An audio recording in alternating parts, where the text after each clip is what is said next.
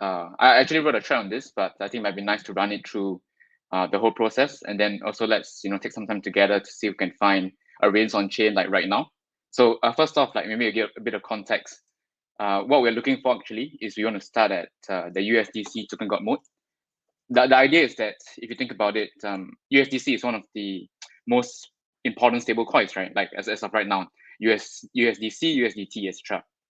So most people do things in stable coins. They do OTC trades in stable coins, they fundraise in stable coins, everything they do in stable coins.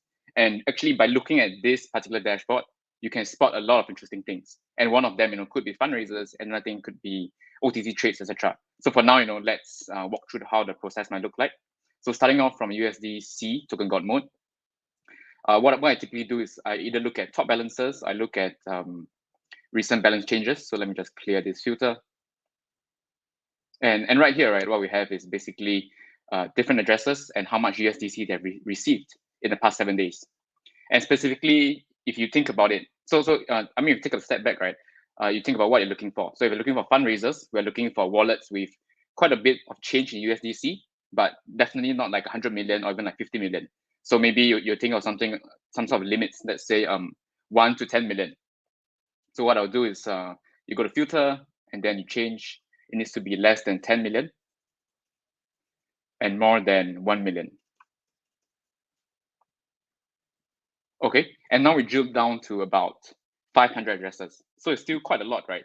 And the next thing we want to think of is what would a project or protocol, when they receive their USDC, their fundraise, where would they normally collect it? And if you think about it, a large part, or rather a lot of protocols actually use ENSs to collect it. It's sort of like their domain name, right? So we filter for .eth. And tada, we have a number of interesting addresses receiving USDC.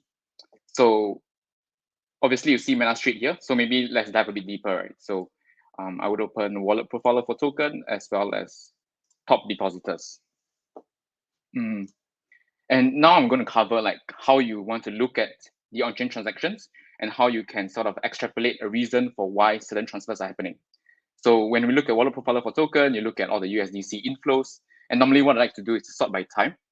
And maybe I just go to the first page if it's not too much, and then I see a bunch of potentially angels. I spot one fund, but not too many, and they seem to be sending in like very nice round numbers. And this is also another signal for me, because if you did any sort of private investment, be it as an angel, as a syndicate, or as a fund, you would know that 10,000, 20,000, 50,000, 100,000, 500,000, these are numbers, right, that are very familiar with angels, because that's typically the check sizes that people will write. Well, I think this is the founder of Genie, by the way. Yeah, so it seems like he did the seed for MetaStreet. But anyway, so back to this, right? So I see, okay, so in October 19, they look like they did a raise. So normally what I'll do is I'll verify it online, MetaStreet seed raise. And this is in February. Looks like 2021, I think. Oh, it's 2022. So it's early last year, and the dates sort of check out, right? Because if they announced this raise in February, they likely completed it in like December or November of 2021. And then you want to check, is it true for the, based on this? And then maybe just click. So, they started raising like in October 14, and, they send most of the money to another MetaStreet address, and then they continue to receive until, if you see, right, till like December. So it does feel like that they did this seed here. And the next thing I want to look at is recently have they been receiving more USDC? And if you go to the first page, you see actually that's a yes from Binance, from Ledger Prime, from a Smart LP, from an ETH Millionaire, as well as from Coinbase. So all this sort of, how do I put it? Like this pattern is very similar to the first few pages, right? So it's very clear that they did another raise recently, and they actually did it. I think they started doing it in, let's say, middle of May. And I'm going to guess that this is probably a Series A. And looking at the numbers, right, just as a rough gauge, there's 2, 1, 2. I would say it's probably and then here they raised 14 million, but it's 3 million in funding and 11 million in protocol initial liquidity. So I'm going to guess that based on this, it's probably about maybe 10. Maybe like, that is a Series A, maybe 10. But I can't be sure. how is this information helpful to us? So if you think about it, it depends, right? If they have a token, the Series A will likely pump the price. So you might want to trade on this information. If they don't have a token, then you want to think, are they going to have a token? I think one signal I like to use, right, to determine if a project might have a token moving forward is to look at the investors. I know that, or at least I believe that some investors have a token-only mandate.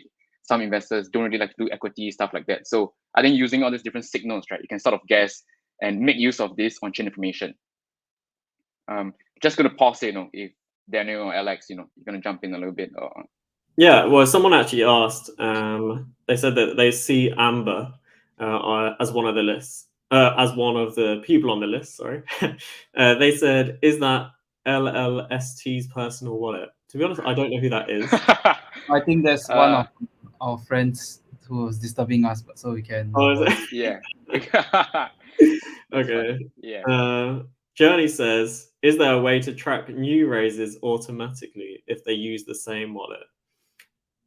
I guess you could just, you could just add these people to your watch list, see what they get up to, because it's often the same people, kind of over and over again.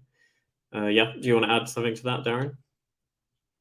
I think two things, right? One is if you want to track whether the protocol is raising again, and in that case, what I would do is I would set a smart alert for this address, because this is MetaStreet's where they're collecting their funds. On the flip side, if you want to track what the other funds are investing in, then it might be worth checking out some of this. Whoops, something happened.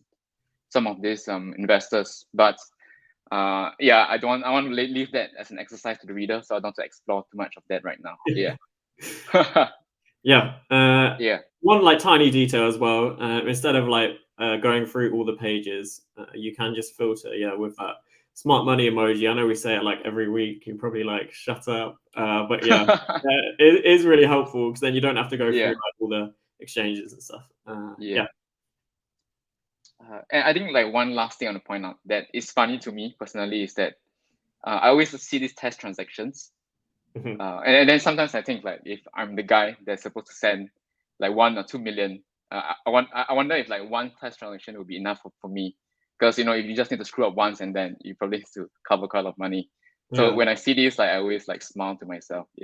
That's such a nerdy thing to say. Yeah. Did you see my tweet actually just by coincidence on Justin's Sun, because it's on that topic? You say I would do 2 test transactions if I was sending $1 million, and then I look at Justin's Sun and he sends $200 million with no test transaction. With no test transaction. Sorry, that's off topic. No worries. So I think let's give it a shot, right? So I'm going to close everything. So the MetaStreet was more of an example, but I think let's see now if we can find something interesting here. And immediately, a signal that jumps out to me is this smart contract named mightyverse.eth. I want to take a look. By the way, if you guys know who is this, it's a pretty prominent person. But anyway, I'm looking at Mightyverse. So I typically like to open wallet profiler for token as well as top depositors. The main reason for this is that being able to see the flow of transfers over time can be useful, but at the same time, being able to see an aggregated view of all the transactions in is useful as well. So both have their pros and cons. So I typically try to open both tabs. The main problem occurs is when I have too many tabs open and I end up forgetting where I am. So I think that's a problem that if you spend a lot of time on chain, you spend a lot of time on Nansen, Etherscan, etc., you might probably face that.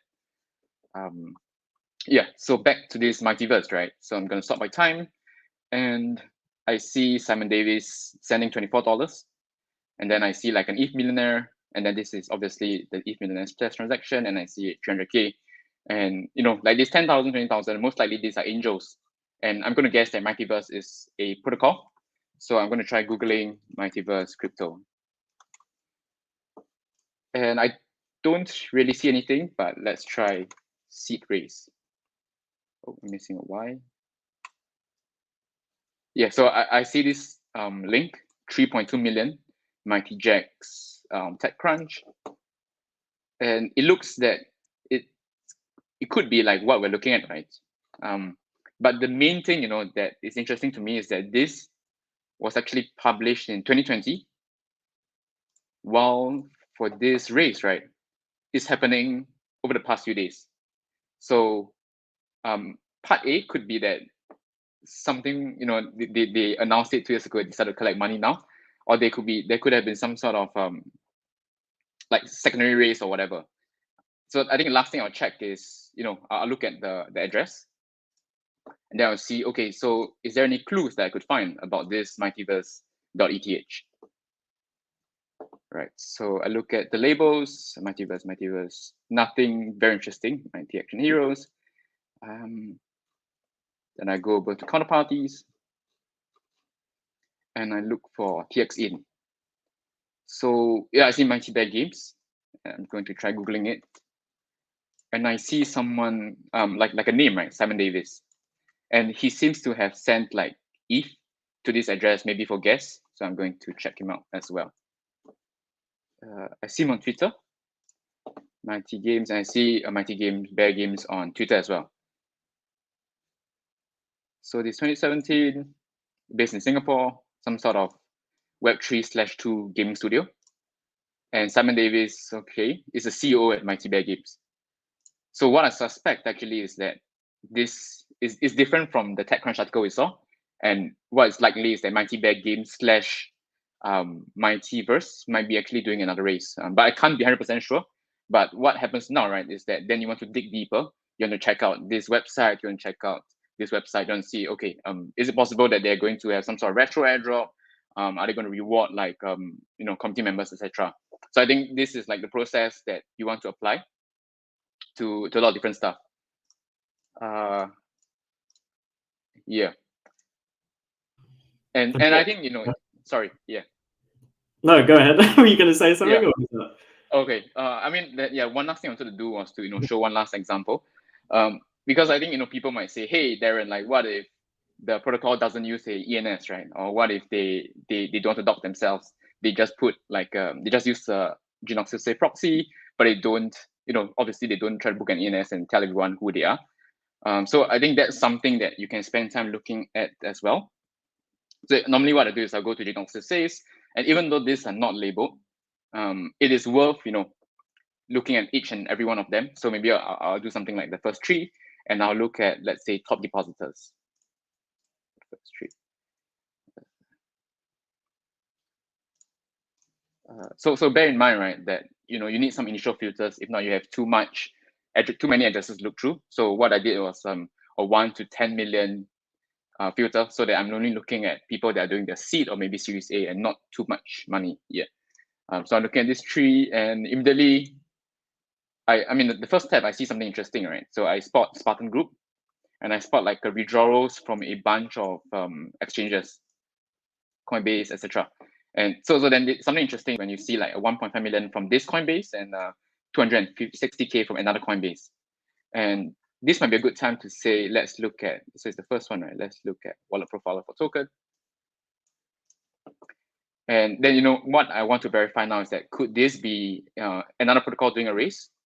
So it looks a bit likely. I see an ETH millionaire. I see some empty wallets.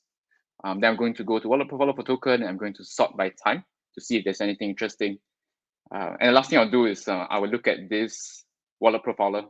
But meanwhile, I'm looking at the wallet profiler for token. So I see like, this could be an angel, can't be sure, but maybe, right? So it sparked my interest. And then I'm going to go backwards, and I see a test transaction from Genesis Trading. I see Spartan. Yeah, so the numbers look very familiar, right? Remember, like I mentioned, 10,000, 300K, etc., 300K. So another 10K, 10K. So most likely this is a raise. And then the question is like, what protocol is raising? So we open the wallet profiler. Is there any? There's no labels, nothing. But I see the deployer is Wayne. Sorry, Wayne, if I'm busting the bubble. But so I see Wayne. Then I see, okay, Charles Wayne. So let's Google him. I see Bullet Labs. I see Charles Wayne. Let's try checking him out. And I see Charles Wayne on Twitter. And he seems to be building a project called Bullet Labs. So at this point in time, right, I'm pretty sure that most likely this protocol is this protocol, right? Sorry, is this Genoxus safe? So once again, we have to establish that they seem to have done a 10 million raise. It could be a seed, could be a Series A. I think right now I've probably taken up quite a bit of time, but I won't really dive further into the address. But I just wanted to show you guys how straightforward it is, right? You just spend like 30 minutes on this dashboard. You can find out a lot of fundraisers. I think the larger picture is not so much finding fundraisers, but what else can you do with this? So we have adopted like a mental model, right? To say that, okay, we look at USDC flows, we go to top depositors, we go to wallet profile for token, then we find interesting patterns. So what if we, we expand this mental model, we expand like this way of thinking on chain, right? We think, how do you spot OTC trades? How do you spot like, a trade between a fund and a protocol? So, then you can think about what filters you want to play with. So maybe I'll do something like, okay, maybe you look at deployer, maybe you look at treasury. Yeah, so as you can tell, right, there's actually a lot of potential. I think the variables are like the filters and then what you're looking for, but as long as you can explore, right, I think there is a lot of interesting information to find in this one dashboard alone. Yeah. I feel like I'm nerding out so much, so I'm going to hand it over to Alex for a bit. Yeah. That's really, really interesting. Daniel, do you want to say something there? Yeah, I mean, I just went to search and find out. Actually, you're right. Mighty Bears actually, they were raising in February and March, and yeah, and managed to spot it. So I guess probably they just started collecting the money and closing their rounds right now. So I think that's why you just managed to spot it on chain right now.